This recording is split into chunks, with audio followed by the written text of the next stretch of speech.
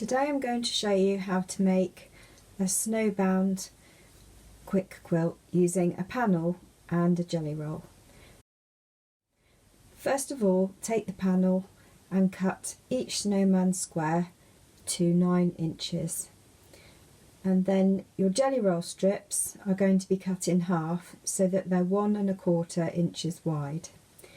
You're going to start with the red one first.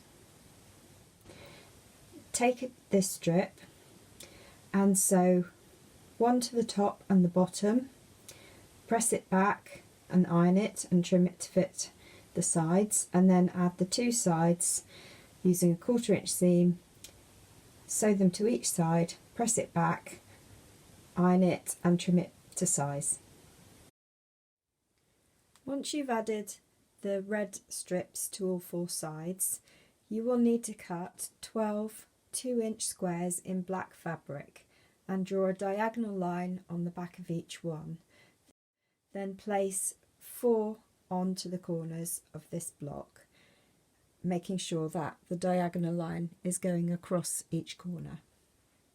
Sew them on and then trim off the excess, which will be this side, and you'll be folding these back to reform the square.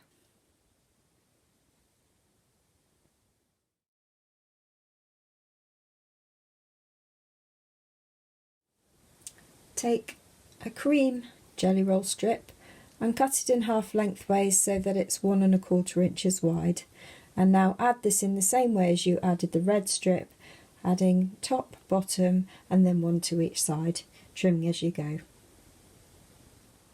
Once you've added the cream strips to all 4 sides, you need to add 4 corners again in the black. So just as you did before, add these corners onto all 4 corners, sewing across diagonally, and then trim off the excess and press them back.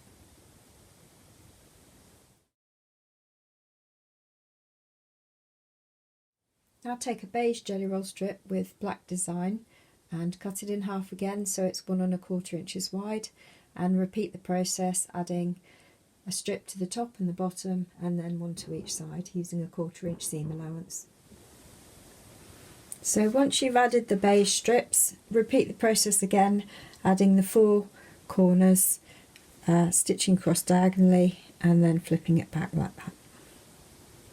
So that's your block complete, and you need to repeat that with the other 7 pictures from the panel.